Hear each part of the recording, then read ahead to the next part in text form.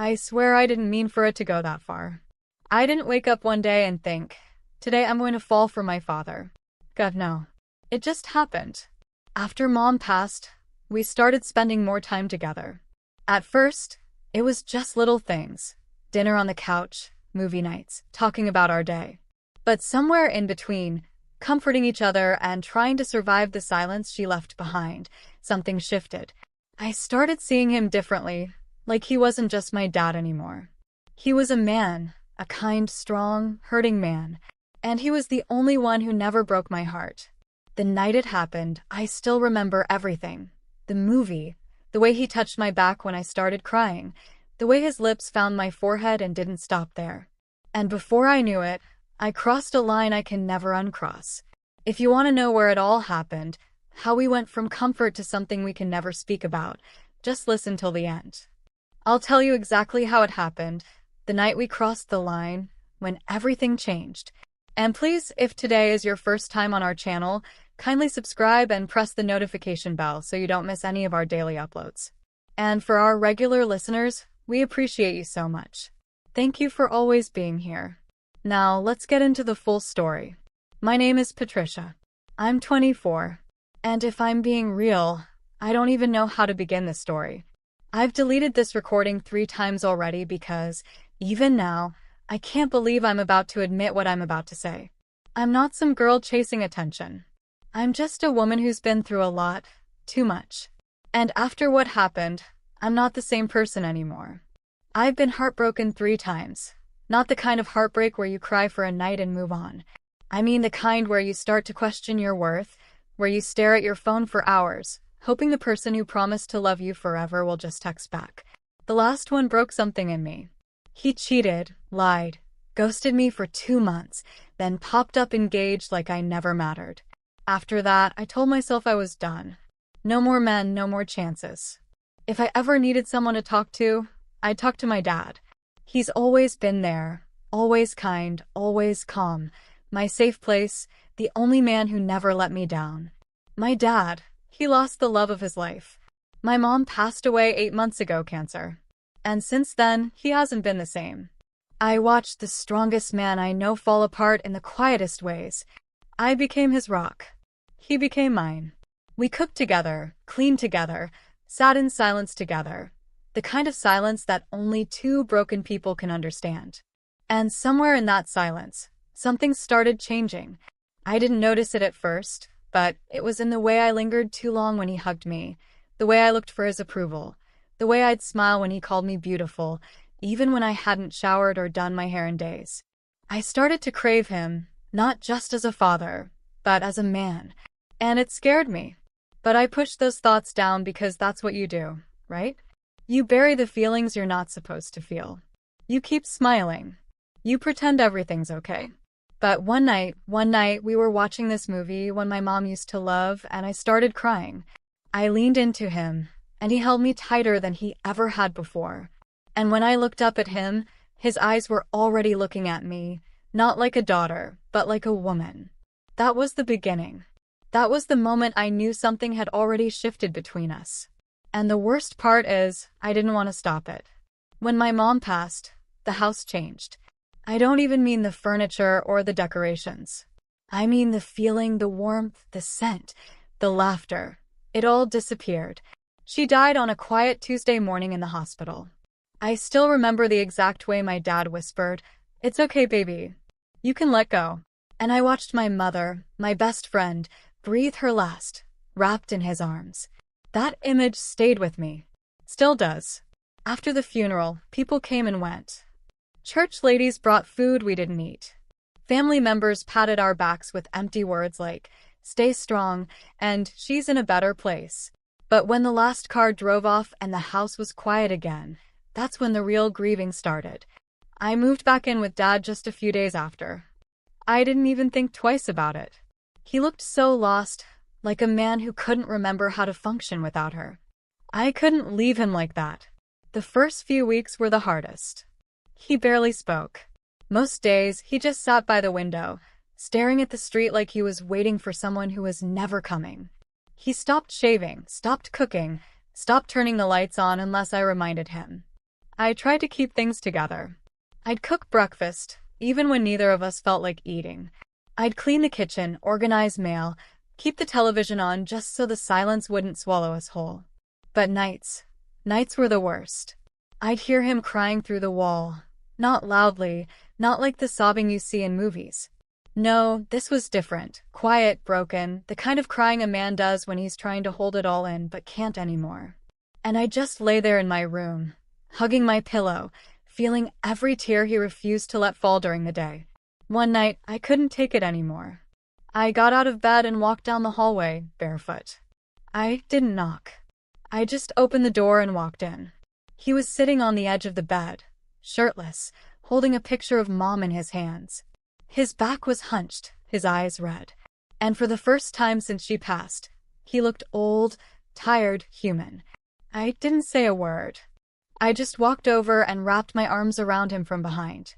He froze for a moment. Then he broke. He turned around and pulled me into his lap, like he used to when I was little. I hadn't sat like that in years, but it felt natural, familiar. He cried into my shoulder. I held his head against my neck and just let him fall apart. Neither of us said anything for a long time. Eventually, I whispered, "I miss her too, Dad." He just nodded, his voice shaking. She was my everything. I pulled back and looked at him. His eyes were wet and tired, but the way he looked at me, there was something deeper there. Not lust, not desire, just connection, raw, unfiltered connection. That night, I didn't go back to my room. I stayed in his bed, curled up beside him. We didn't touch. We didn't cross any lines. But I laid my head on his chest, and he held me the way he used to hold Mom, tight, safe, like he was afraid I'd disappear too. From that night on, things changed. Not in some huge, dramatic way. It was more subtle. I started spending more time in his room. We'd talk until 2 a.m. about everything. Childhood memories, how he met Mom, the first time she cooked for him and almost burned the chicken, the night he proposed in the rain. He'd smile through tears when he told those stories. And I'd laugh, even as I cried. But every story he told reminded me how deep love could be. And I started to wonder, would I ever have something like that? Or was I just chasing heartbreak after heartbreak, trying to fill a void that no man could reach? I remember one evening we were sitting on the back porch. The sun was setting, casting this golden hue over his face. He looked peaceful and handsome, more than I ever noticed before. I caught myself staring, and that scared me. I quickly looked away, pretending to adjust my blanket.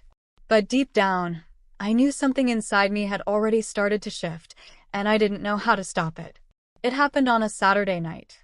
The house was quiet. Rain again. Always rain when something important happens, isn't it? I had just come out of the shower, wrapped in one of those oversized towels that barely stayed up. I didn't expect him to be downstairs, but he was sitting on the couch, reading something on his phone. The television was on low. The room was dim, just the warm glow of the lamp beside him. His eyes lifted the second I walked in, and he looked at me. Not just looked, our eyes met. And in that silence, everything that had been building between us over the past few weeks just sat there, heavy, unspoken. He didn't say anything. Neither did I. I walked past him, feeling the air shift, feeling his eyes follow me, feeling my own heartbeat pulse in places I shouldn't have noticed. I went to the kitchen, poured a glass of water, and then, like something was pulling me, I turned around and walked back toward him. Still silent, he set his phone down slowly. His eyes stayed on mine, almost like he was asking permission without saying a word, and I nodded, just barely. He opened his arms wide, slow, unsure, and I stepped into them. At first, it was just a hug, familiar, safe. His hand rested on the small of my back. My cheek pressed to his chest. His heartbeat was fast. Mine was faster. But then he pulled back just enough to look at me. His thumb brushed the side of my face, his eyes searching mine. "You're so beautiful," he whispered, barely audible, almost afraid to say it. I should have said something. I should have stopped him. But I didn't. Because when his lips met mine, I kissed him back, soft, slow. Like neither of us wanted to accept it. But neither of us wanted it to end. That was the first night, the night we crossed the line. And if you're still listening, what happened after will stay with me for the rest of my life. It happened on a quiet Saturday night, rain tapping the windows, the smell of something warm still lingering from dinner, the kind of night that makes you feel too much. I came downstairs wearing one of his old t-shirts, the soft kind, big enough to swallow me. I didn't plan to wear it in front of him, but I didn't turn back either. I told myself it was harmless. He was on the couch, phone in hand, half watching a movie Mom used to love. The moment I stepped into the room, he looked up, and I'll never forget how his eyes lingered. It wasn't intentional. It wasn't wrong yet, but it wasn't quite right either. I said nothing. Just walked to the kitchen, poured myself a glass of water I didn't really need. But even from the sink, I could feel the air had shifted between us. He didn't speak. I didn't ask why. When I walked back, I didn't head upstairs. I sat beside him instead. The silence between us wasn't heavy. It was soft, like we both knew something was coming, but neither wanted to break it. Then his hand touched my leg gently, not forceful, not hurried, just a simple touch, comfort, maybe familiarity, but in that quiet moment, it felt like more. He looked over at me, his voice low. "Do you want me to stop?" I looked at him, really looked, and for the first time in my life, I didn't just see my father. I saw a man who had loved and lost, a man I knew better than anyone else on this earth. And I shook my head. No, that was the moment, the one where the line disappeared quietly, without warning.